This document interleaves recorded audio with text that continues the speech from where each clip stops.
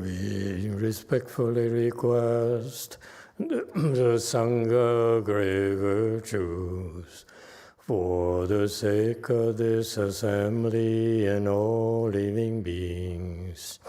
Please turn the wonderful Dharma wheel to teach and guide us how to end birth and death, leave suffering and attain bliss, and quickly realize non-birth.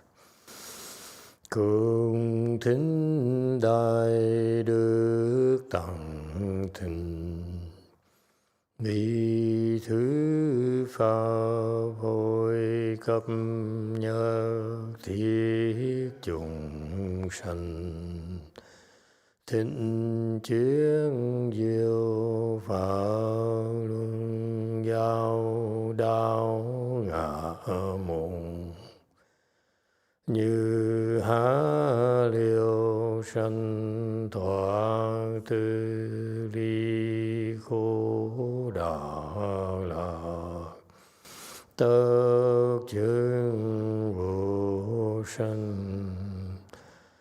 Homage to the Blessed, Noble, and Perfectly Enlightened One. Nam mô Sa Đàn Thô Sư Chế Đô Ye Ơ La Hờ Đi San Miao San Pu Tô Xie.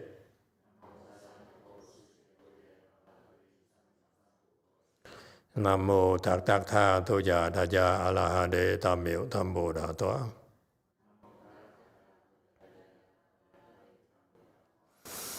The unsurpassed, profound, subtle, and wonderful Dharma in 100,000 million aeons is difficult to encounter. Now that I am able to see and hear, I will receive and maintain it. I vow to fathom the Duskam One's true and actual doctrines. Yu shang sheng sheng wei miao fa bai jian wan jie nan zao yu wo jin jie wen de shou qi yuan Jie Ru Lai Zhe Shi. O Buddhas and Bodhisattvas, great Master Ching Liang, great Master YongHua, all good monks and nuns, and all good knowing advisors, Emitofuo. 诸佛菩萨、精良大士、师父、上人各位、出家人各位、善知识，弥陀佛。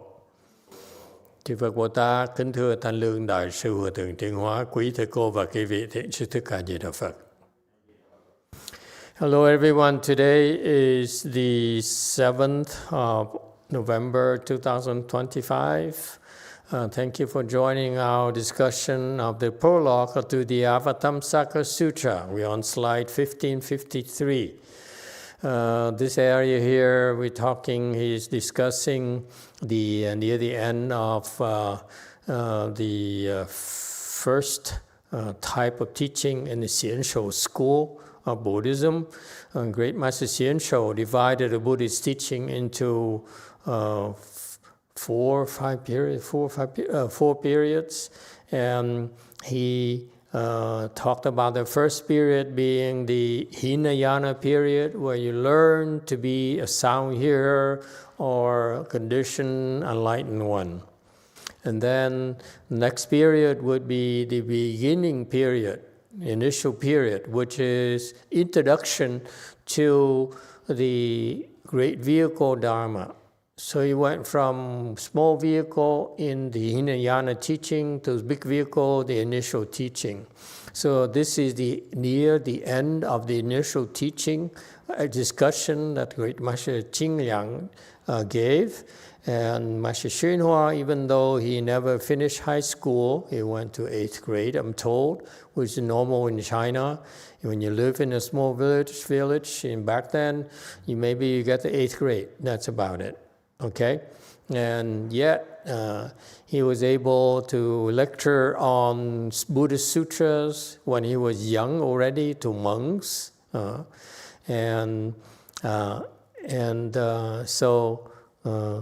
so he's sort of like the opposite of Great Master Jingliang. Great Master Jingliang is more like a scholar. And what's amazing in this prologue, which I find fascinating, is that he's able to elaborate on Master Jingliang's teachings. Master Jingliang took the scholarly approach to the Avatamsaka Dharma, so he's very erudite. So it's very good for us. I personally find it very useful, because it gives me a survey of the Mahayana teaching, on the Buddha's teachings. So it takes a scholar who, to be able to do that, they spend a lot of time reading sutras and shastras and so forth.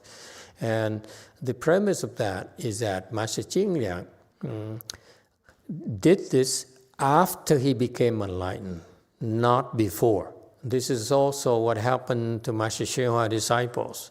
After his disciples became enlightened, then he encouraged them to go and get a PhD. So this is typical of the Buddhist approach. You open your wisdom first, and you go for erudition later, because that's a much more efficient way for you to penetrate the Buddha Dharma.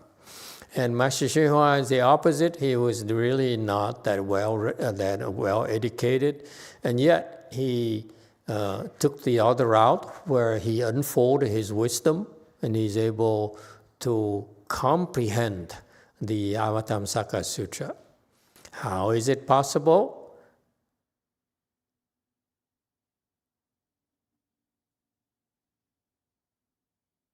No one knows. How is it possible? Is it a miracle?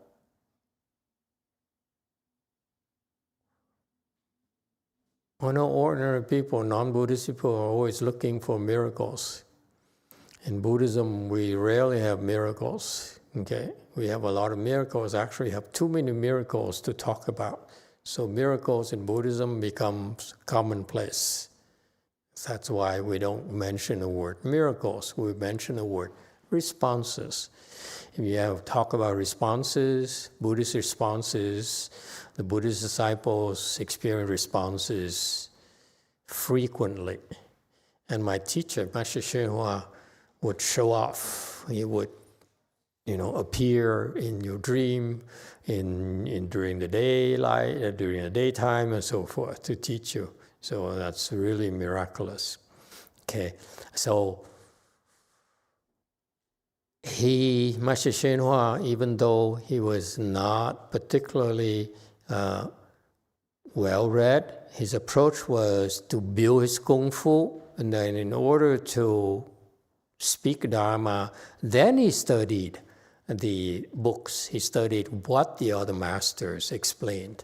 And when he heard it, he was able to penetrate it deeply. All right? So that's his style. All right, so why is he able to do that? Was my original question. Is it a miracle? Yes, one. Master, I heard that the Master got the 6 patriarchs taught to Master, so I get maybe Mahasava taught Master YongHua. I don't know. No, not this time. Anyone else? Good guess, but it's not the case.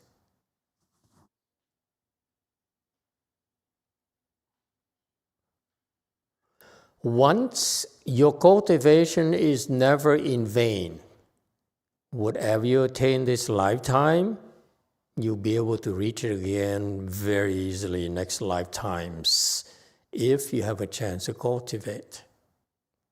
It's never wasted. You cultivate, reach its level here, you go to the Pure Land, you get exactly the same level as soon as you're born. It's not clear in the Pure Land teachings. That's what happens. Okay, so this is why you don't want to slack off. Your cultivation matter is not wasted at all wherever you want to go. If you happen to be back here in the Saha world, same thing happens. Your level, you'll be able to reach it fairly easily. The first time is the hardest, but subsequent lifetimes, it's not as hard at all. Okay? And that's the nature of your blessings. Once you reach a certain samadhi level, this is your level of blessings. So they are in parallel. So next lifetime you're born, okay? You're born at 0, okay, like everyone else. All bodhisattvas start out 0 as well, okay? 0 samadhi, but they already have the bodhisattva's blessings. It's up here, but their samadhi level is here. So that's why a person like Buffet, for example, he's a bodhisattva. He's born with his level of blessings here. All right? And he came and he started out with 0. He didn't have any concentration whatsoever. As he started working, life conditions, got the level where he naturally, because of his blessings level, they pull him up. The nature of blessing is they condition the different manifestation, different conditions manifest, and that's why they kind of channel him to reach his level eventually without Buddhism. I think some people may think of Buddhism like I don't think very highly of Buddhism, but they have the blessings. It doesn't matter what they do, whatever they want to do, they still get up here. This is why, at this level, how can you tell? At this level here, he's a very good dude. No matter what he does, it's good. The nature of blessings is that you do good. Okay? If you don't have enough blessings, you do evil things, like the demons and so forth. Demons have a lot of demonic blessings. Bodhisattvas have a lot of good blessings. Okay? So you see, I'm always trying to teach you that life is only 2 things that matters. What are those 2? Money and love. No? Isn't that what you want to hear? Okay, no, you want to hear the truth, right? You don't want to hear what you want to hear. You want to hear the truth, right? The truth. Okay, if you want it, the truth is only 2 things that matter in life. Yes, in the back. What are those 2 things? Master, which one comes first, money or love? Love, of course. For you, money for me. Okay. Okay, so what are the 2 things that are important in life? The one that's always very important that people don't really appreciate is blessings. This is what you're endowed with. When you build your level of concentration, naturally your blessing is this level. Okay? You accrue. When you improve, your blessing improve. Improve, blessings increase. All right? That's how it works. And again, when you die, you start at Samadhi 0, but your blessings are there already. So the blessings are what pull you, what protect you, in spite of your parents. I mean, of your family. All right? Husband, you name it. Okay, so, yes. Speaking of a husband, yes, 3.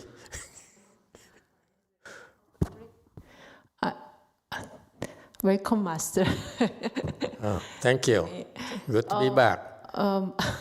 Master, you just talk about the blessing. Why is it different blessing and demonic blessing? What is different?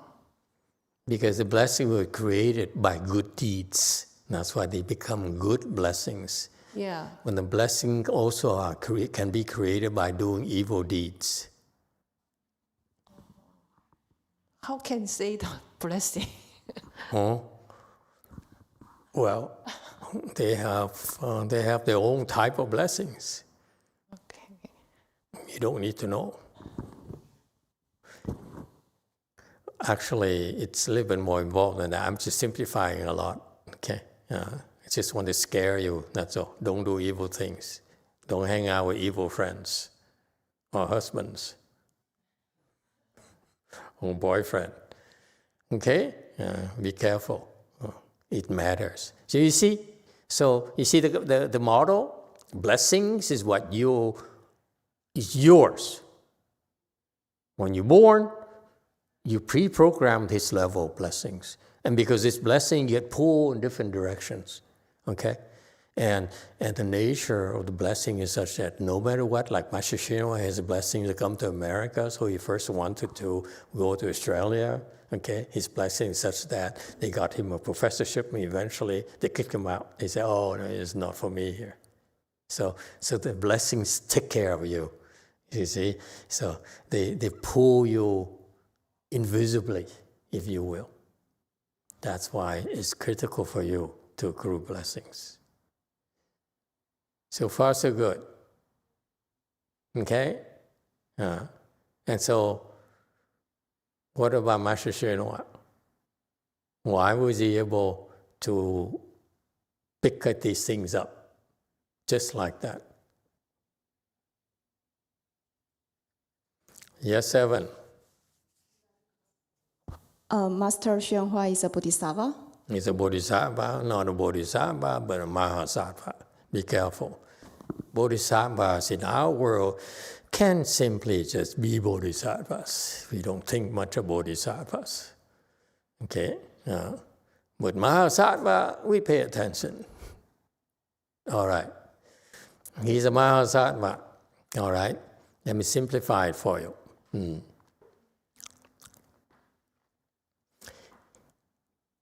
He studied it already in a prior life. When you study Avatamsaka Sutra like tonight, I know some of you are new and are kind of skeptical. So what is this Avatamsaka thing here? Why does Master YongHua spend 2 days on the weekend, Friday through Sunday, to speak about the Avatamsaka Sutra? It's because when you study these things, you have incredible blessing, you accrue blessings. Okay? And so that when he encountered the Avatamsaka Sutra again, he picks it up very fast because of his prior blessings already. Yes, go Forrest. Master, you just answered. I was going to say the same thing. He studied before. What the hell? See? Thank you. See? That's my disciple right there. And she thinks the same way as her master. Okay? So, even though you're born and you go, you muddle through, but all of a sudden you listen to the Avatamsaka Sutra, and you listen to explanation, I got it. So these old seeds from your blessings activated. You see that? That's how he was able to really have a deep understanding of the Avatamsaka Sutra. Prologue is one of the toughest texts to read, okay? Because it's very, very concise, very compact, and it takes Master YongHua to try to relate it to us. Okay? All right? So it's a pleasure to be able to do that. It's a real blessing. That's why don't be scared. Just listen. I will try to relate it to you so that you'll be able to benefit from it. What's interesting to me is that Master YongHua explained this very early on in his career in the U.S. And that's amazing to me because back then his disciple was kind of lowly. They still are today, personally, if you ask me. But back then, they're even lower than today. And I don't know why he chose to explain the Avatamsaka Sutra. You see, for you, I waited for something like 10, 12 years before I was able to start. Okay, I felt that's a good time to start because some of you were able to penetrate that, to take advantage of it greatly, and so, but for him to do that for his disciples, such an early stage, I still don't understand. I know that they don't get as much as they think they do. But the great thing about that is that he gave them a great love for the Avatamsaka Sutra. His disciples, including me, really, really love the Avatamsaka Sutra, the Avatamsaka Dharma. So I hope that you too will have it too, because it's great blessings. The fact we're together here, talking about it, mentioning the name and going through this thing here, don't worry, don't try to understand. It's blessings. I have tried to relate to you as much as possible, bring it to a level where you will benefit from it now. So here we are. All right, 1553. Let's get going then, instead of gossiping. Of doctrines such as those, there are a great many expansions as set forth in the Yoga, Charya, Vinishra, Samgraha, and so forth. 如是异类，原有众多，具如瑜伽杂集等说。 Okay. Commentary slide 1554. Okay. Again, I'm not trying. I'm really not interested in dwelling too much on the scholarly side of it. I'm more interested on helping you understand. If you cultivate and you see here these concepts, okay. Personally, I find it very useful because in the early days of my career, teaching career, a lot of people, some of them are from Master YongHua, his disciples came and asked me questions about these things. And back then I didn't quite understand how to explain. So this here, it gives you a survey of the whole of the Buddha Dharma. So give you a really appreciation of why it's so important, why the Buddha went through those steps. And I find it very useful because I'm retracing his work, and I see why the ancients, the Asian teachers, they devised these teaching methodologies, the Chan schools and so forth, Pure Land schools, because it's all based on the Buddha's teaching. So I really begin to appreciate it, and more as we go through this. Okay, it's fascinating. All right. So what's interesting here is he says here, and this is give you a tip. Okay, don't worry about these big words. What Master YongHua does, this is why we keep on studying him, because it brings him back to what? It brings the theory back to your cultivation, our cultivation. Okay? He said the Buddha taught that. Because of that, this is how you should cultivate. Isn't it beautiful? How many masters can do that? I can't think of many. Actually, I can't think of. Xu Yun can't do that. Current patriarch can't do that. The level is too low.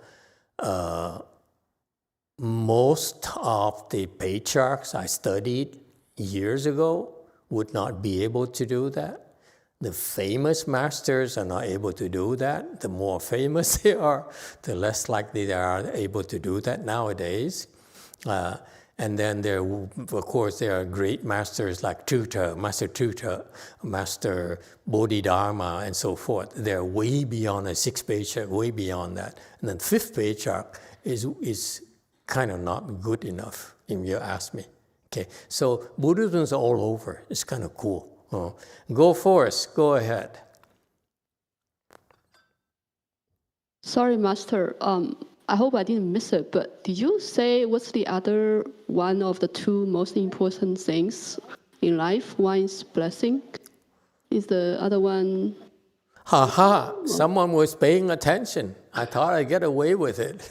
Just 5 minutes too late. Sorry. What's the other one? Virtues.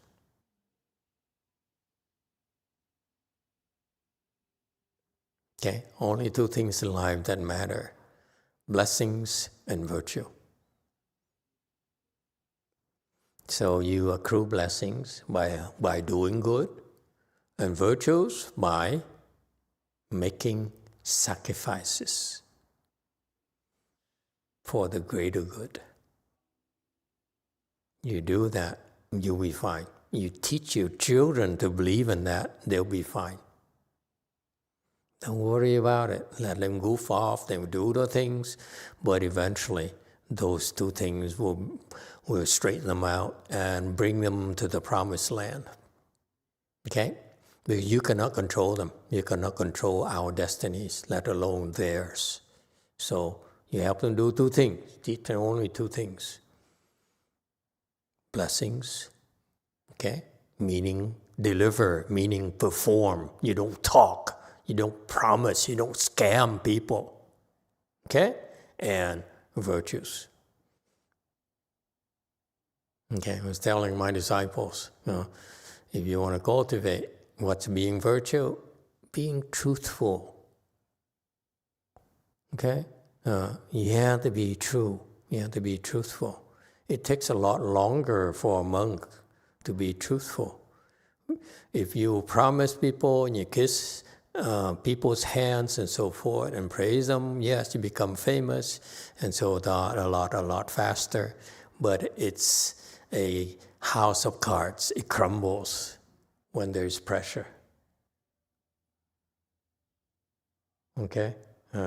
It's all facades.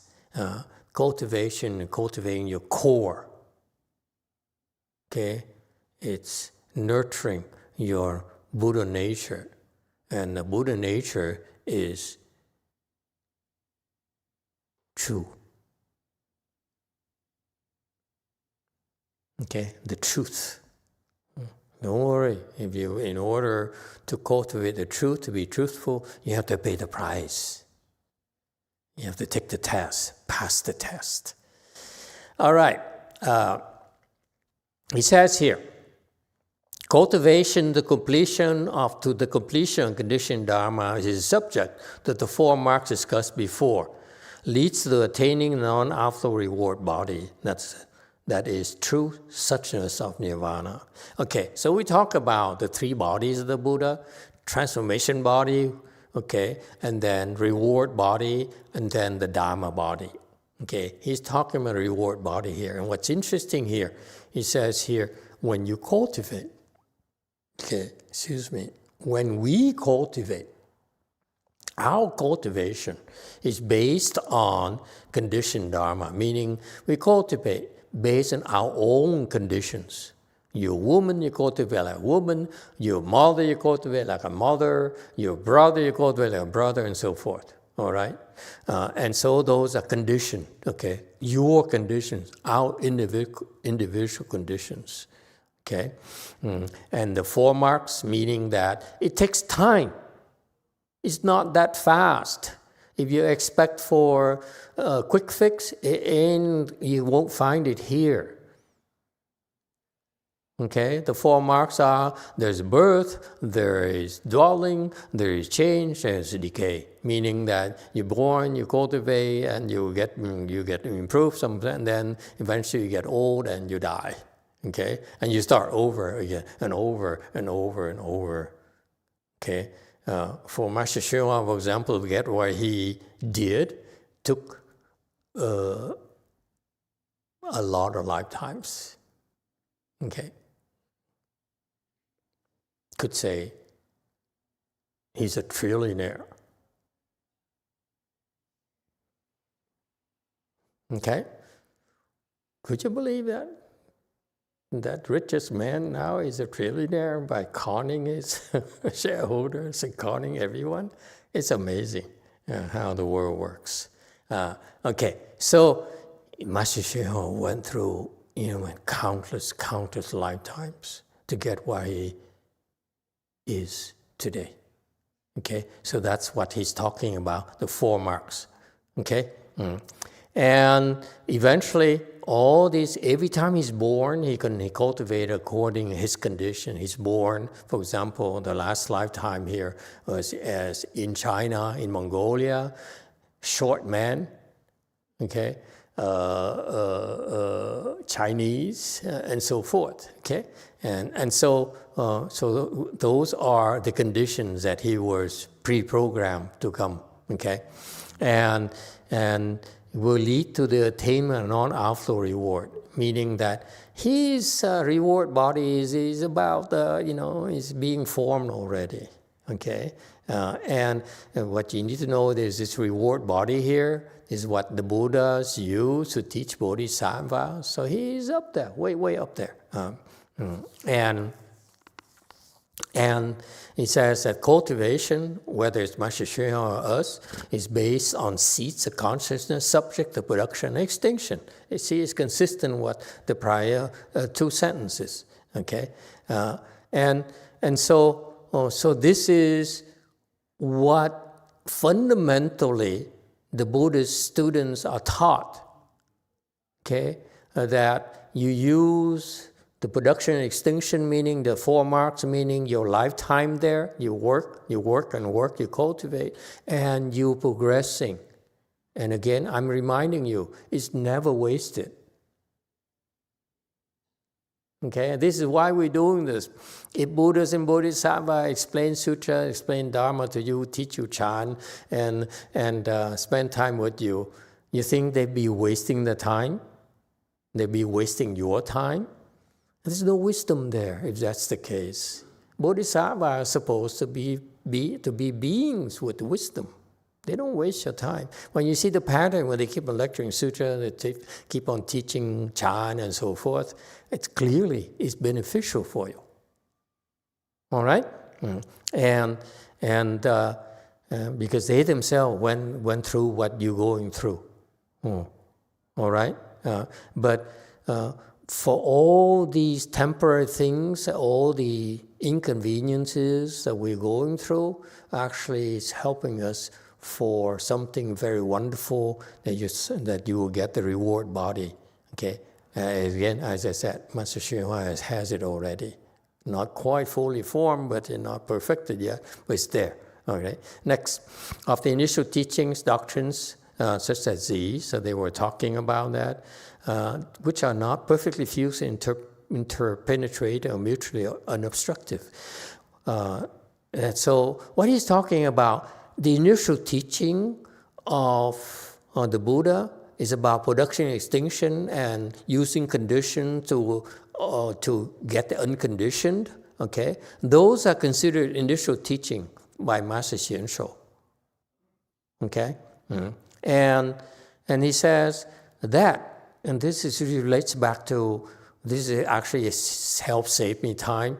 I always fault myself for not going back to the well in India, whereas the Indians have, the Chinese had to go to India to learn Mahayana, brought back to China. And so you think that the Indian Mahayana is better than Chinese Mahayana. Not so. Okay? Let's get this straight. I used to think, I thought that Indian Mahayana, because it's a source of Chinese Mahayana. And now I learned from this Avatamsaka Sutra here, the prologue here.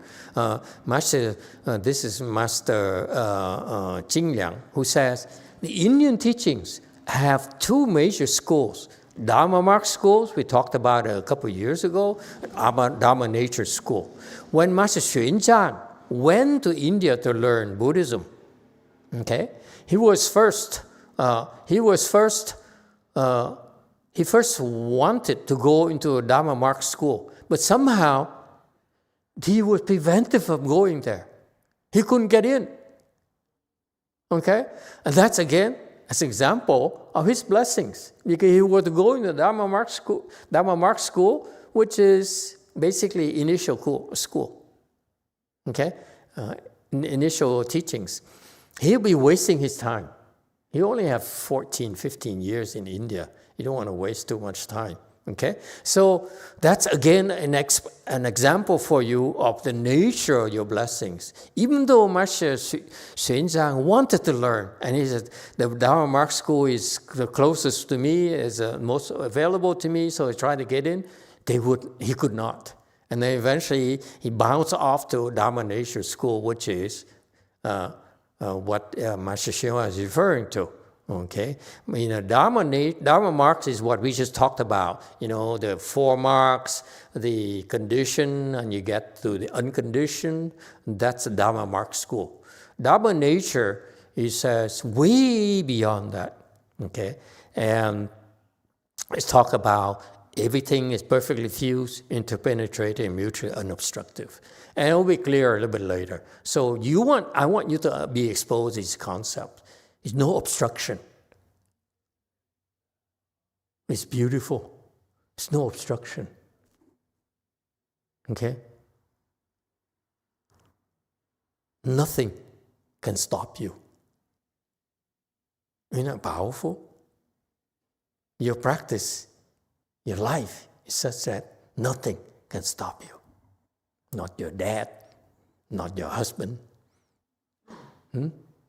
not your poverty, not your gender, not everything. Okay? You'll be able to embrace everything. Your depression, you can embrace it too. Can't stop you. And that's what you're being trained to do. And that's the Dharma nature. Okay, dokie?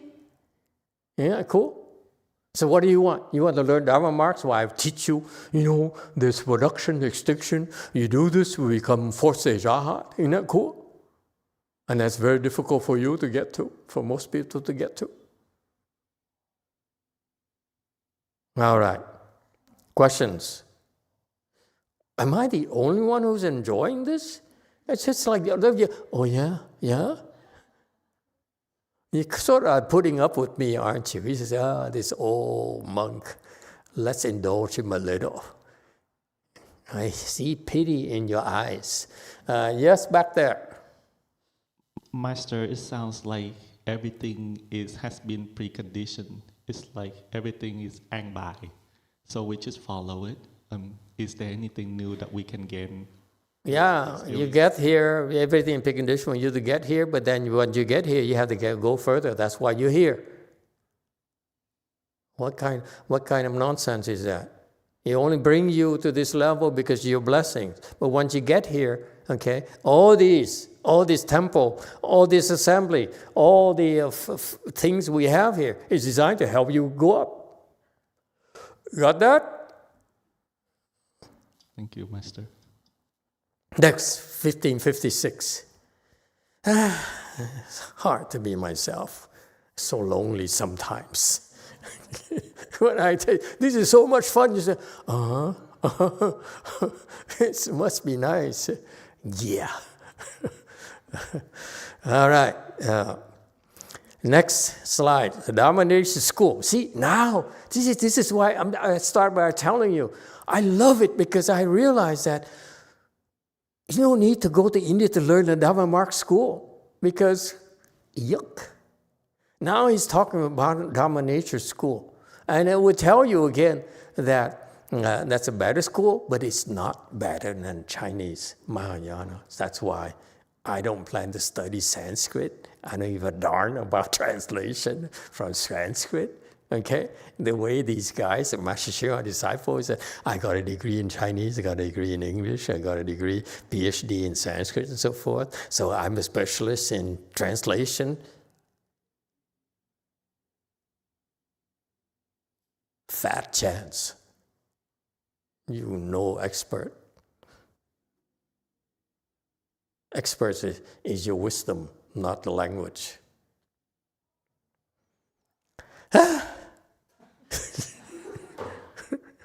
You know, why people are so deluded? I don't get it. Okay, so see, it takes us time. If you want to learn Mahayana, stick to the Chinese or be born Chinese or something. You will have a head start on the rest of the world already. Okay? And if you're Chinese, what do you say? You feel sorry for the white people. I'm kidding. Come on. You're so serious. Yeah. And if you really are Chinese wisdom, what should you think? Vietnam. Remember your source. Okay, never mind. Okay, let's not go there. So he makes the Dharma nature school, makes phenomena identical with each other, interviews, has truth and falseness interlink and mingle and obstruct the interpenetration, where whatever way it is discussed is right. Okay? Meaning what? Don't worry about it. Don't try to understand everything. This is what I used to kill me. I read this, oh my God. Oh my God, this is when can I ever be able to understand this? And what if these white people here ask me a question about this slide, 1556? How on earth am I going to explain it to them? Okay? Anyway,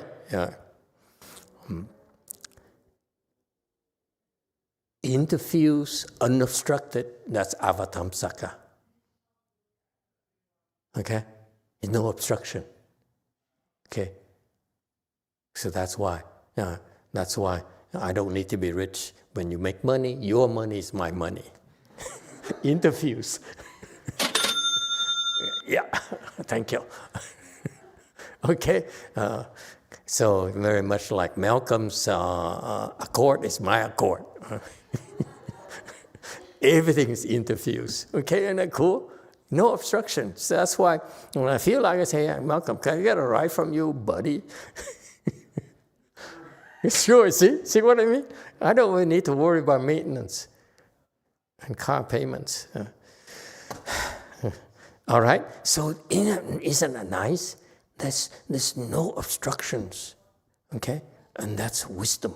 This is kind of wisdom that you need to have, you want to have. Is your true inherent wisdom there. You have no obstruction whatsoever, okay? You're able to embrace everything. That's what a Bodhisattva taught me a long, long time ago. Embrace it. Can you embrace it? I said, no, I don't like him. But you have to embrace it. I didn't realize later it's actually Avatamsaka teaching. Embrace it. Okay, the ugliness. Trump. How did I get there? Oh, look at that! Look at Go Forth. He looks so unhappy. Their president is suffering right now. Never mind. Okay, now stay away from politics. But I'm testing you. Embrace politics. Okay, by contrast, the discussion doctrine and Dharma Mark school have a very forced and unnatural feeling to them. Okay, and that's Master YongHua's conclusion. Cool? It's meaning, don't bother. Don't bother reading. Read Dharma Mark school as with a grain of salt. Don't worry about it. Okay, read. Don't reject them. Embrace it. But don't worry. Okay? You read it to see why they're limited. All right? If you wish to know more about them, you can search treatment such as, okay, now, so if you want to learn about Dharma Mark school, you can go back to this Shastra here by Bodhisattva Sangha. Okay? And the Chinese, they said no translation available, meaning in Chinese, and poof, big deal. Okay? You see? A time saver, real time saver for cultivators. Because as always, until I go back to this, I always, back of my mind say, there's this Sanskrit. I need to learn Sanskrit. I need to go back to the Chinese, the Indian Buddhism teaching to learn because that's the source of Chinese. But no, the Chinese, the beautiful thing about Mahayana is that you reinvent yourself. It's about what the Bodhisattva decide to teach the people there. So you see that initially the Indians, they reach a certain level and then they say, okay, this is as far as we can go. So they have to migrate to China because China would be, actually it turns out, just between us, okay, when they migrated or brought Mahayana from India to China, it actually made Mahayana better for us.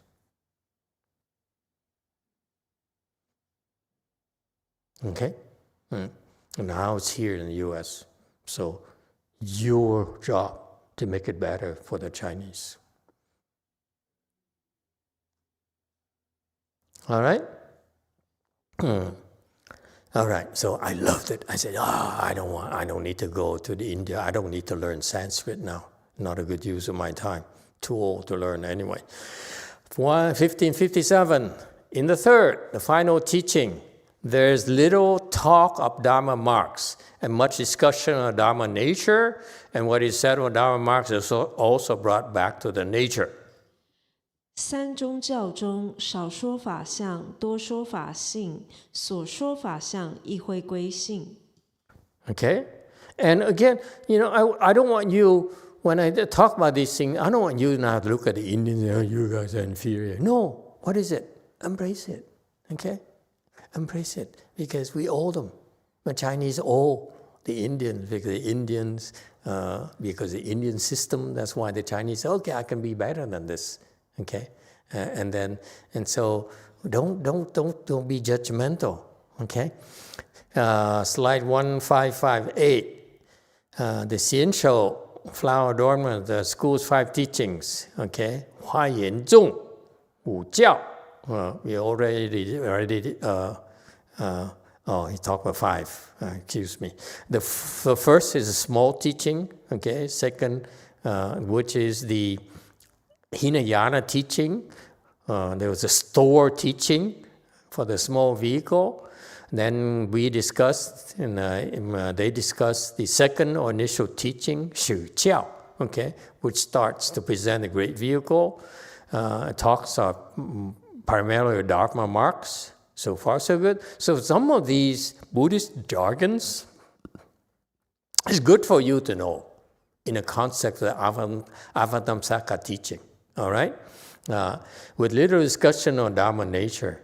All right. Next, in the third, which is called the final teaching, we finally get the rest of the great vehicle, meaning that he's not holding back anymore. He's teaching the whole, giving us a whole bowl of wax. There's little talk of Dharma marks, okay, within the final teaching.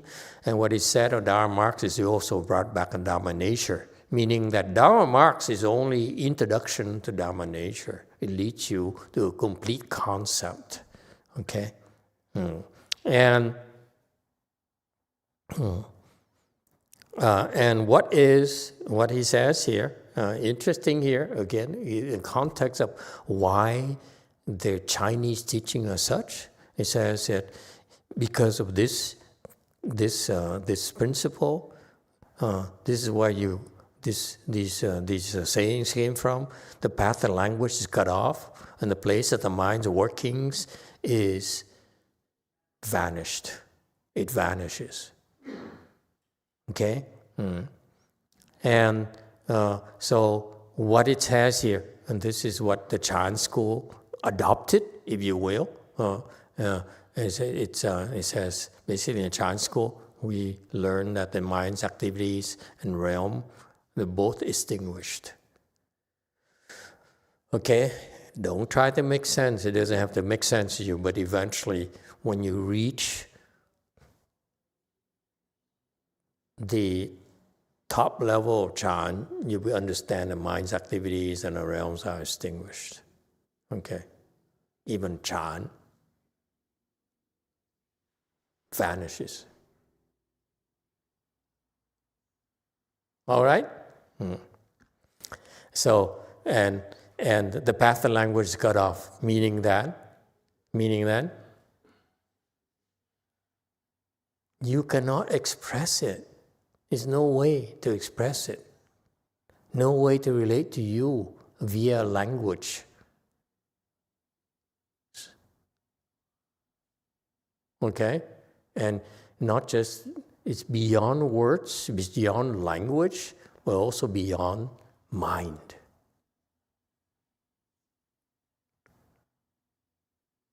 And what mind is he talking about here? Mind here, he's talking about the false mind. When the false mind is extinguished, this is the secret code here for the bodhisattvas. They taught that when the mind, the thinking mind, are you paying attention? Wow, everyone's so focused. When your thinking mind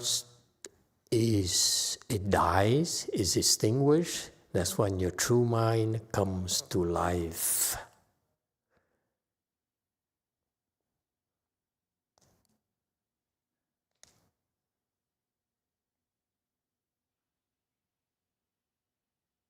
And that's what our training is about. For you to be able to see your true mind.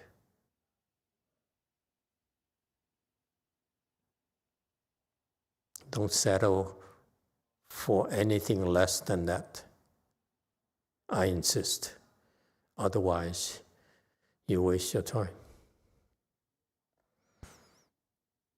I don't care what you do. You can bow, you can listen to sutra, you can recite mantra, you can sweep the courtyard, you can paint.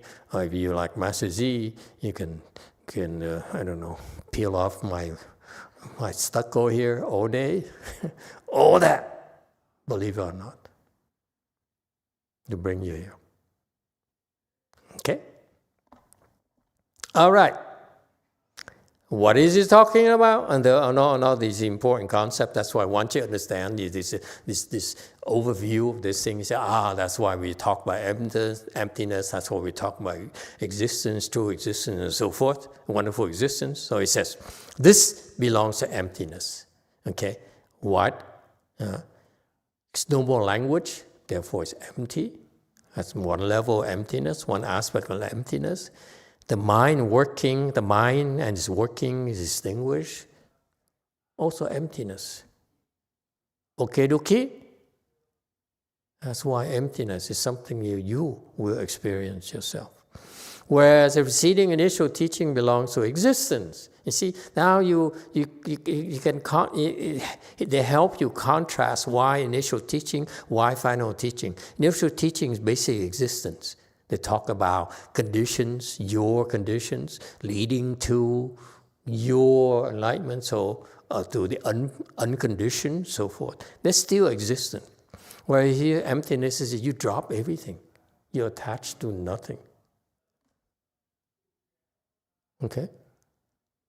That's why when you go home, your daughter says, "Hi, Mom. Where were you?" You look at her and say, "You empty. You're not supposed to talk to me."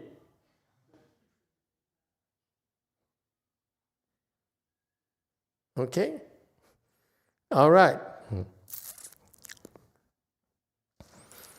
And he says, what is talked about when they talk about Dharma marks? What are Dharma marks? Dharma marks are like things that describe the Dharma, such as, what are the Dharma marks? Such as 42 hands and eyes are Dharma marks. Anything you describe that you can hear through your sense organs, okay, those are Dharma marks. Okay, and everything they talk about will bring back the Dharma nature. Okay, meaning that what's the Dharma nature? Dharma nature is get rid of the marks. Dharma nature is free of Dharma marks, if you ask me. Okay, and so, for example, in the final teaching, the dharmas of the five skandhas, says the five skandhas are basically empty. The emptiness of Dharma nature with no shape and form. You see, they're brutal.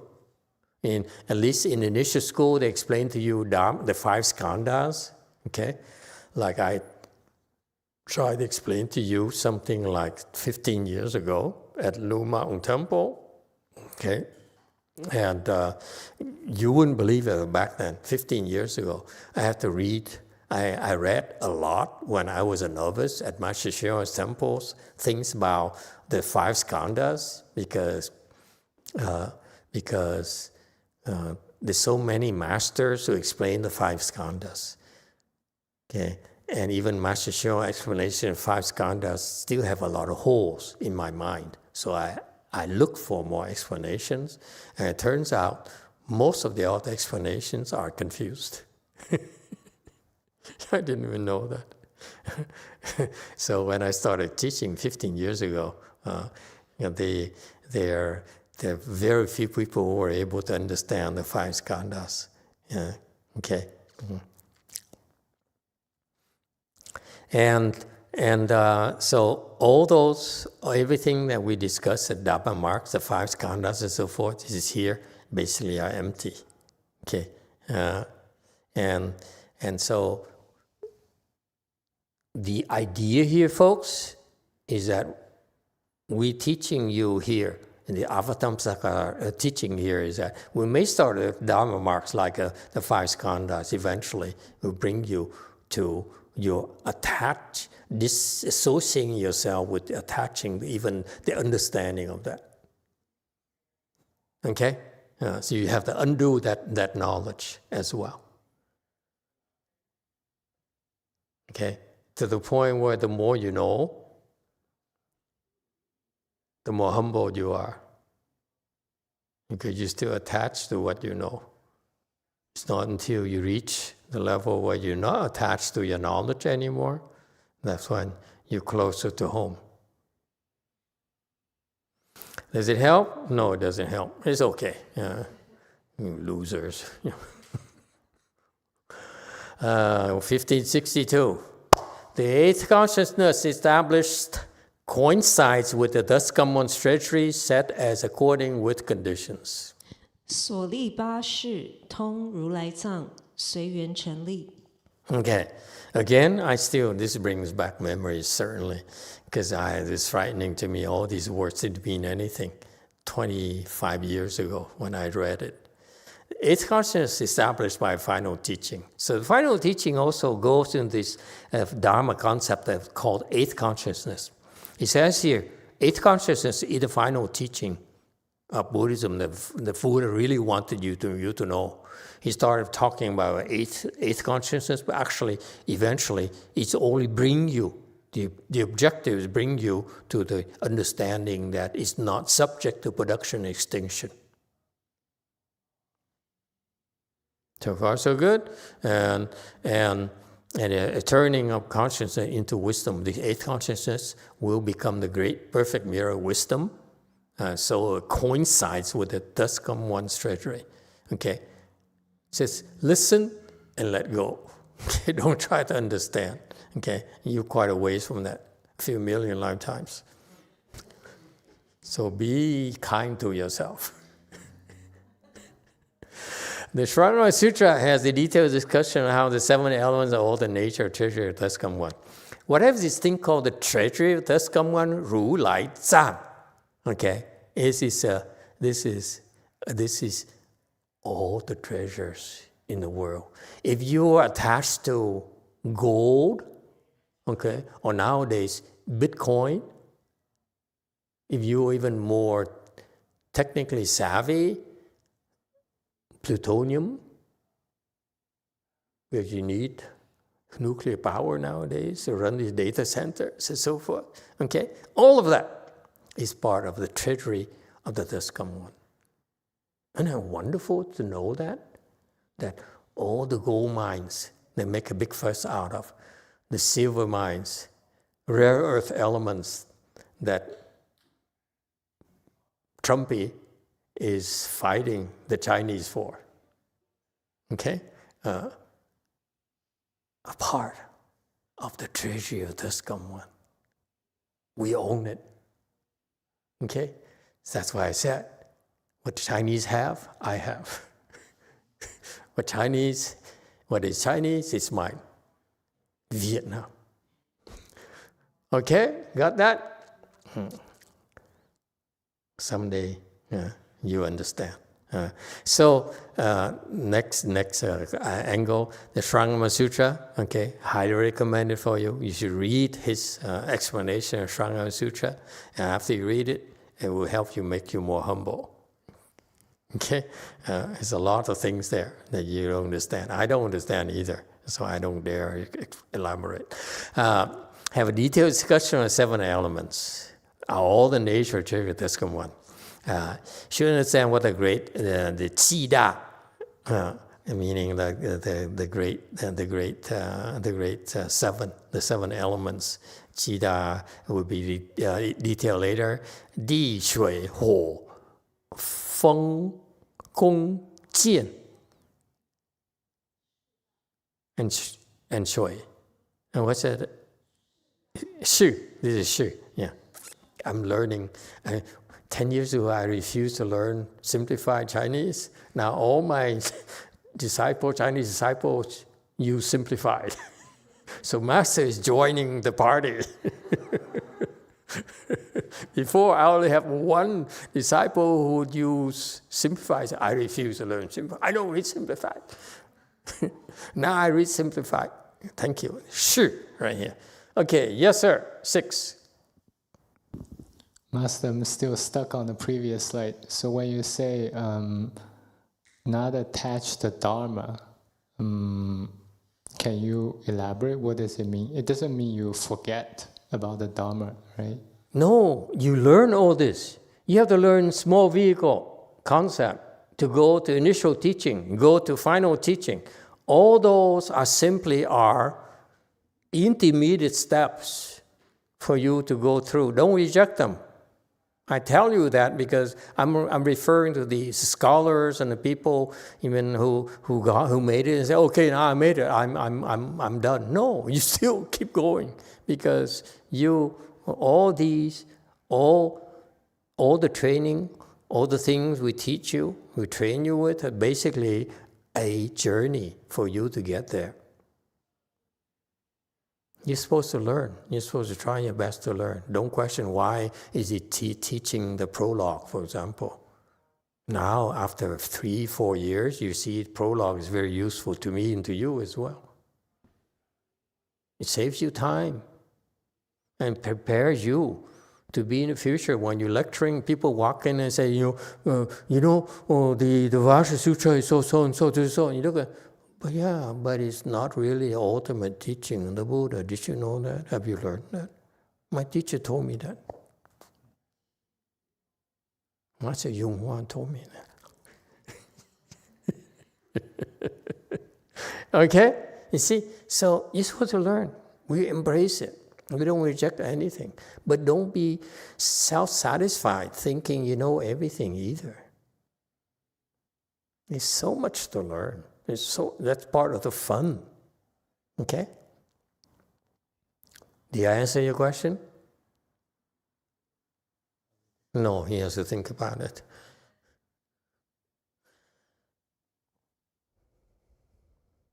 In the final teaching, the nature of this come one's treasury is set up as according with conditions, and the not produce and destroy is controlling what is production and extinction. Okay, so it's intermingled. It's production and extinction is intermingled with non-production and non-extinction. Okay, don't worry about it. Okay, I was trying to. Really? So I don't have? Just remember, you worry about that. Your money is my money. Very simple. You understand that? You got it.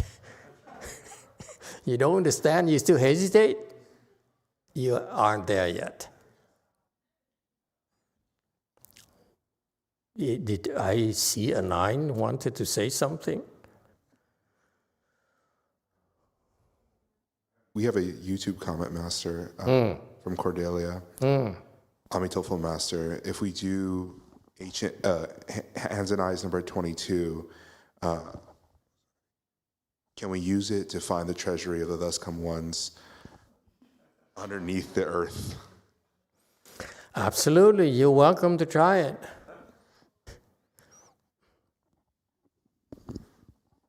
There isn't it seeking? If you're seeking, then you're greedy. If you're greedy, you won't find it.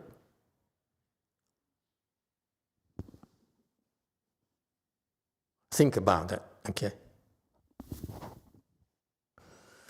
All right. Next, 1565. And the not produced and nor destroyed, and the produced and destroyed form a combination, being neither one nor different. 不生灭与生灭合合而成，非一非异。非一非异. Okay. I love Chinese. It is such a beautiful expression. 非一非异. It bothered the heck out of me for 10 years. You guys are so blessed. And you, as you said, oh my God. For the life of me, I cannot find anyone to explain this to me. What am I going to do the rest of my life? Okay? I can pretend I understand it until, a American walks in and says, I need you to help me understand it.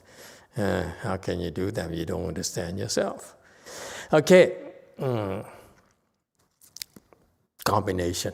Okay, produce, destroy, combination. So basically, okay, concept, production, extinction. Okay, whatever is born will have to die.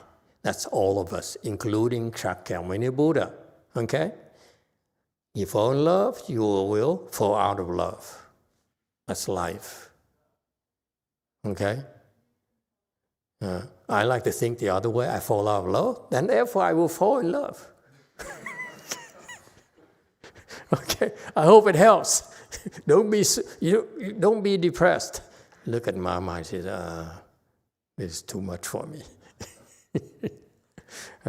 Okay, so that's production and extinction. What is non-production, non-extinction? Refers to your Buddha nature. That is the only thing that's non-produced and it's not extinct.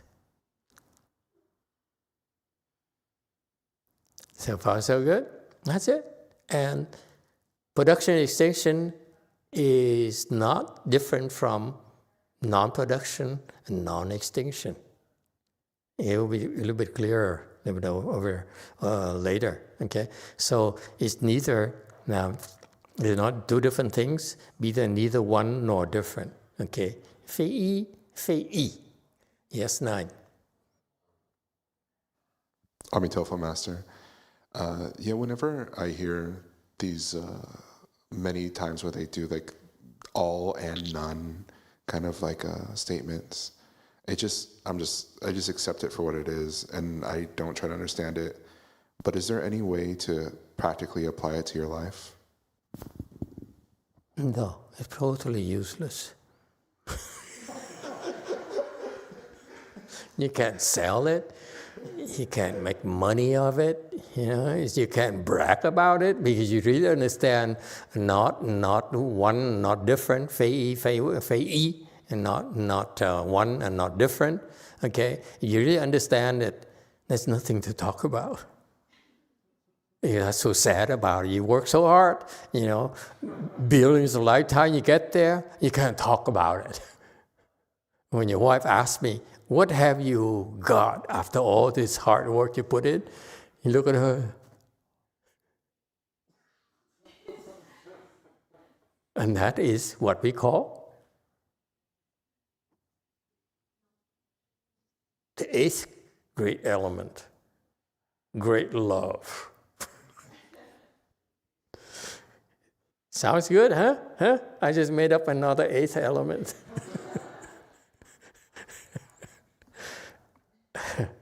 Okay, so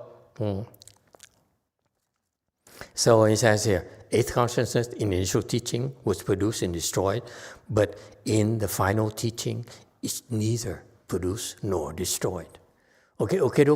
So the point here is that the Buddha gives you these wonderful insights, and in the end, he says, drop it, okay? Now you're here, let me tell you, the ultimate truth is that you should not be attached to that knowledge of yours.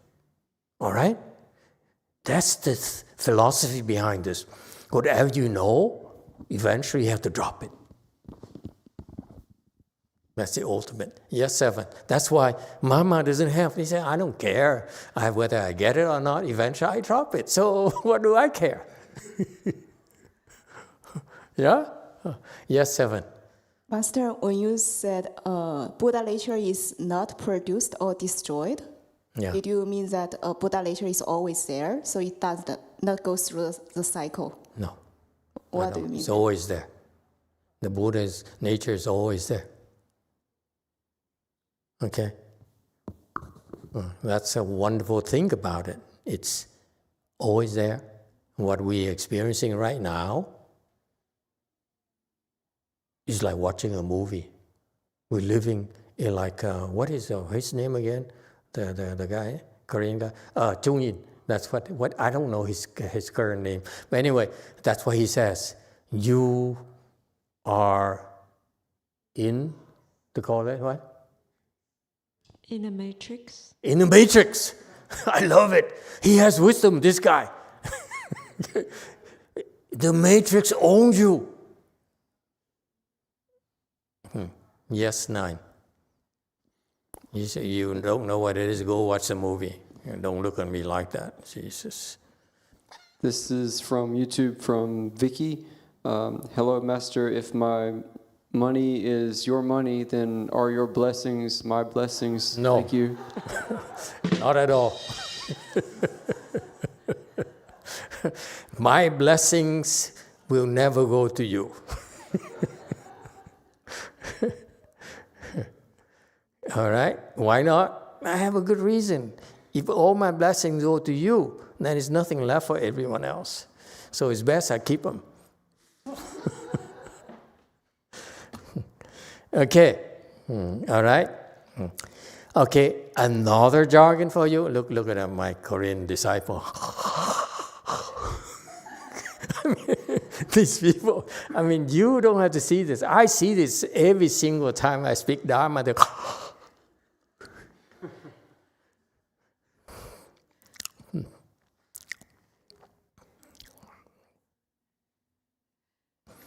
Known as alaya consciousness or store consciousness, same as treasury. Look at that. Isn't that cool? Whatever you have that we call eighth consciousness is the same as your treasury. You don't have to look very far. As in a thus come one's treasury. Therefore, there's no thus one treasury other and apart from the eighth consciousness. Nor is an eighth consciousness separate from treasury. Therefore, okay, it's right there. We have it. All right? Don't look down upon yourself. And what's disconcerting to me is that Trump also has it.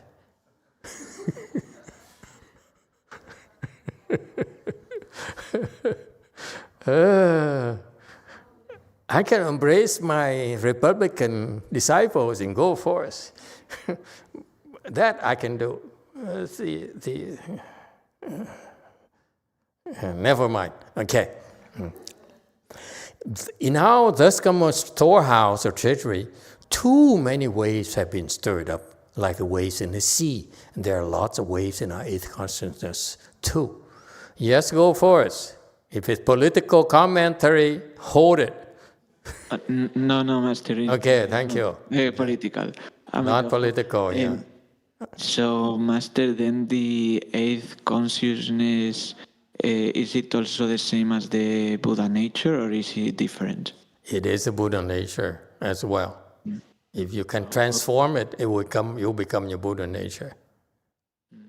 Okay, thank you. Thank you, Don't Master. worry about it, amigo. The waves are simply not simple. God, what kind of English is this? The waves, can I correct it? Okay, because I know we'll never go back to this. You'll never go back to this. Yeah. No. I'm too fast. Correct it. Okay. Slideshow.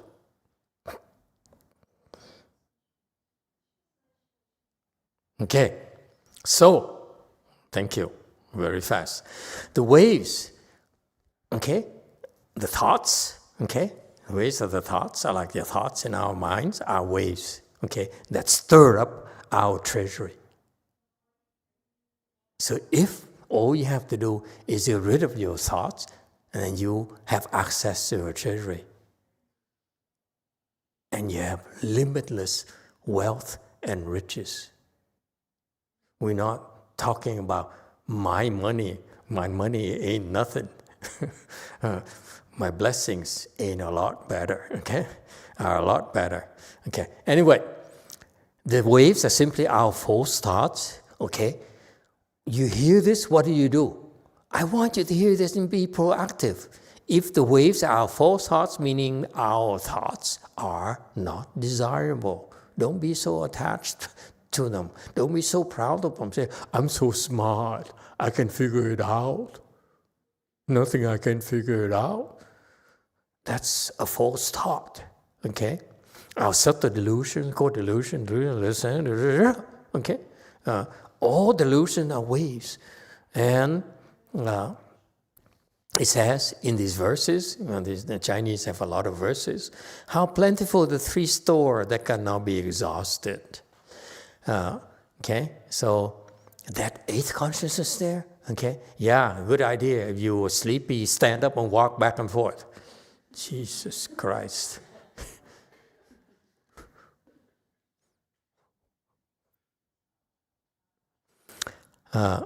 So this eighth consciousness is endless. That's why that propels us through the wheel reincarnation, if you will. Yes, 9. This is from Cordelia. Eighth consciousness equals treasury of the thus come one. Is that why everything is made from the mind alone? Something like that. Okay, very good. Okay, and so just listen. Don't try to understand. You're trying to understand this like Cordelia. Good luck. I can't explain to you. You have to be there. Okay, so and then he goes into some sort of. Okay, let's go on. I'm not interested in what he says here. 1571. Okay, now he's talking about seventh consciousness. Okay, okay. Don't worry about this. I only want you to understand these things so that you understand the nature of your working your mind. Why you're confused. Okay, you cannot get rid of it, rid of your confusion unless you know how your confusion works. Okay, all right?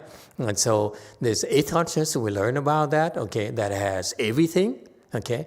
But in order for us to access everything there, we have something called seventh consciousness, okay? And then sixth consciousness. Sixth consciousness is your thinking mind. Seventh consciousness is your ego, if you will, okay? And so they call it the seventh consciousness as the Yocha, okay, meaning the postman, the postmaster, so delivering and bringing back. What's so funny? I'm insecure. This area is very difficult for me too. Okay? Okay, so that's the eighth consciousness. Okay, so I want you to remember this. It's an eighth consciousness here, okay, that first arrive when the first moment that the eighth consciousness arrives, that's when life begins, okay? And this eighth consciousness, once it arrives, is constantly perfumed and infused. All right? So it means that once it's arrived, now it's subject to influence, external influence. Perfume is that, like when it's in the mother's womb, when you're in the mother's womb, when your mother drinks, you like alcohol. You learn to like alcohol. And when your mother smokes, your lungs will learn to deal with the smoke and so forth. Okay, and so that's perfume and infused. Okay, perfume refers to the air. Okay, the perfume in the air permeating you, getting on your skin. Okay, and that it touches you and it penetrates your skin. All right, and that's why now you smell like Chanel No. 5. Infused has got a little bit deeper, and because once you get perfume, then it will penetrate deeper and become infused, becomes part of you, and all those. So all these. Okay, guys, you understand now? Consciousnesses. There you go. Okay. And then Master YongHua said, it's not the end of it. Even after you understand, you have to also remember the eighth consciousness is very sticky. It refuses to leave. Once it comes and finds a body, it cannot let go. Okay, and then he jokes about it. The many meaning Dharma master. It's a Chinese joke. Thanks to my Chinese disciple, I couldn't understand this, so they went to Chinese text and said, "Oh, it's a Chinese joke." I said, "Okay, then it stays in China." Okay, finally, can I get? Oh, there's still more. We cannot finish it tonight. Okay, it's 9:00 already. Okay, so next time we start from 1574. Thank you, everyone. I need to get out of here. I know before you go crazy.